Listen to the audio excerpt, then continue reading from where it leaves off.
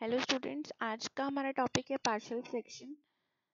तो partial fraction की जितने भी टाइप्स हैं आपको पता होना चाहिए। और ये जो हमारा बोर्ड का पेपर है 9 मार्च का, ठीक है, 9 मार्च का पेपर है ये एंड 2024 का, ठीक है। और ये सेट 3 में से क्वेश्चन सेट 3 का है ये, ठीक है।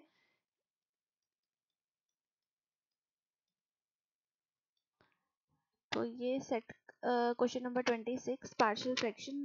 तो देखो इसको हम कैसे सॉल्व करेंगे। 2x+1 का होल स्क्वायर x-1, ठीक है जी। तो पहले आप इसको कैसे लिखेंगे,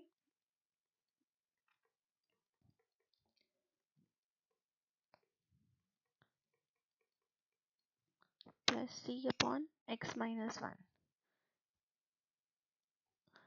तो अब आप इसको क्या करोगे, यहाँ पे आपने एलसीएम ले लेना है।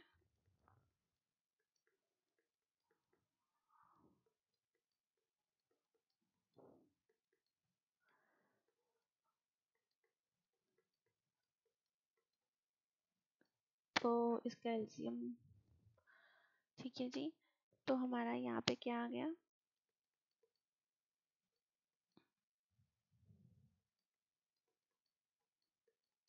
+b/x-1, यहाँ पे आ जाएगा हमारा c/x+1 का होल स्क्वायर, ठीक है जी। तो हमारा ये किसकी इक्विवेलेंट आ गया, 2x+1 इक्वल्स टू,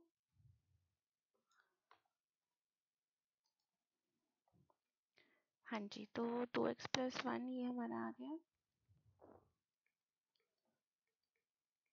अब आपने क्या करना है, ए बी सी की वैल्यू निकालनी है, ठीक है। ए बी सी की वैल्यू निकाल के आपने फिर से दोबारा से उसको इसके अंदर पुट करके इसका इंटीग्रेशन करना है। तो यहाँ पे हमारा b x-1 है एंड c जो है x+1 का होल स्क्वायर।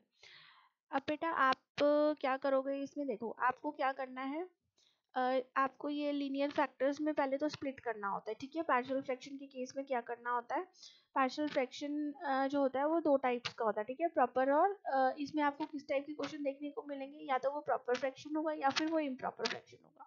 अब प्रॉपर फ्रैक्शन क्या होता है हमारा, जिसमें हमारा क्या होता है, नुमरेटर जो होता है उसकी जो डिग्री होती है that is less than denominator, ठीक है जी। और इम्प्रॉपर फ्रैक्शन में क्या होता है, जो हमारी नुमरेटर की डिग्री होती है that is greater than denominator, ठीक है। तो पहले तो हमने क्या किया, इसको ऐसे स्प्लिट कर लिया, ठीक है। स्प्लिट करने के बाद हमने क्या करना है, इसको ए बी सी की वैल्यू निकाल लेनी है, ठीक है। ए बी सी की, अब देखो इसमें क्या था आपका, अब आपने क्या करना है इसमें, अब आपने x की वो वाली वैल्यू पुट करोगे आप जिससे आपका 0 बन जाए, ठीक है। अब देखो आपका a कैसे 0 बनेगा, जब आप x को -1 पुट करोगे या फिर आप 1 पुट करोगे, ठीक है।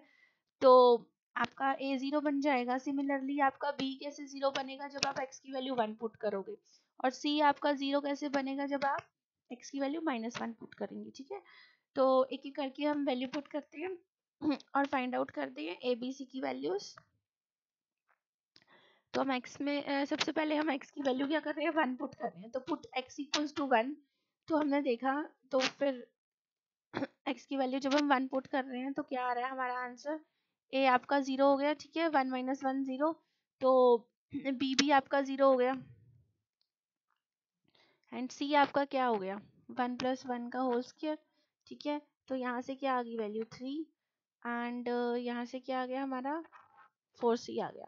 तो c की वैल्यू कितनी आ गई बच्चे, 3/4 आ गई यहाँ से हमारी, ठीक है।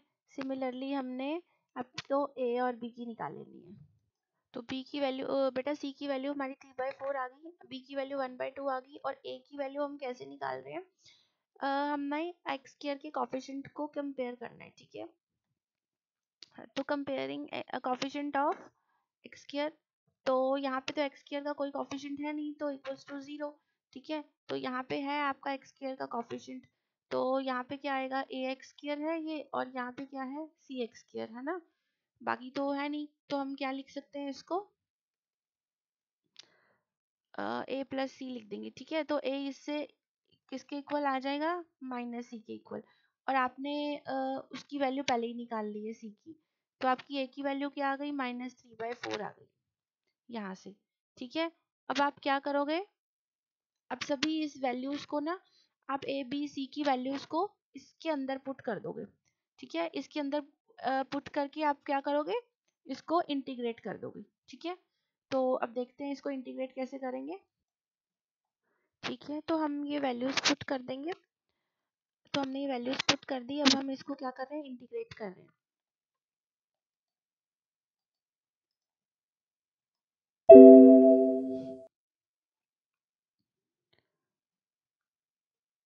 तो यहाँ पे 1/2,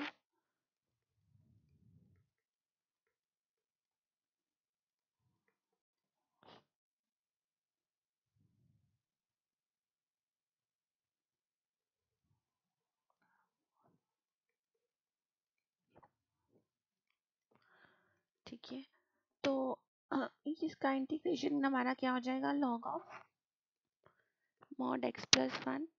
ठीक है, तो आपको पता है अब x+1 का ये होल स्क्वायर है। ठीक है, तो इसका इंटीग्रेशन क्या होगा हमारा, ऑन -2 + 1, है ना, तो हमारा ये क्या हो जाएगा 1/2।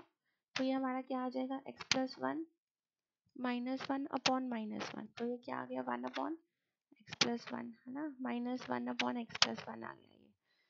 तो इसका क्या हो जाएगा हमारा यहाँ पे -1/x+1।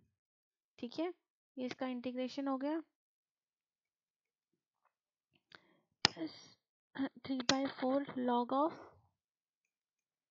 x-1।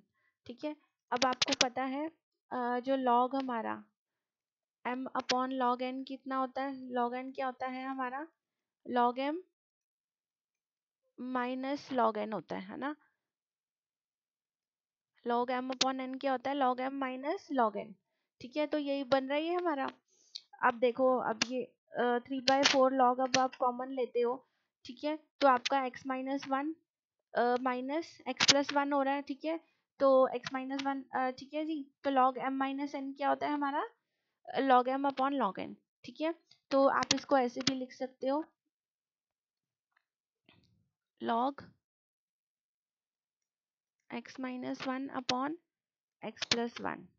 ठीक है, -1/2 x+1। ठीक है, प्लस सी। तो ये हमारा इसका इंटीग्रेशन हो गया और ये फाइनल आंसर हो गया। ठीक है, तो पार्शियल फ्रैक्शन के केस में बेटा आपने क्या देखना होता है, पहले तो आपने देखना है ये कि आप कब अप्लाई करते हो, ये पहले तो आप प्रॉपर और इम्प्रॉपर फ्रैक्शन आप देखते हो। आपको इसके सारे टाइप्स पता होने चाहिए जो आपको एनसीईआरटी में गिवन है। ठीक है, और किस केस में आपका पार्शियल फ्रैक्शन लगेगा तभी आप उसको अप्लाई कर सकते हो। और आपका इस केस में क्या होता है, अगर आपका प्रॉपर फ्रैक्शन है तो उसमें क्या होता है, जो न्यूमरेटर की जो डिग्री होती है वो डिनोमिनेटर से कम होती है। ठीक है, and degree of numerator is less than degree of denominator. And improper fraction में क्या होता है, हमारा जो न्यूमरेटर की डिग्री होती है वो ग्रेटर होती है आपकी डिनोमिनेटर से।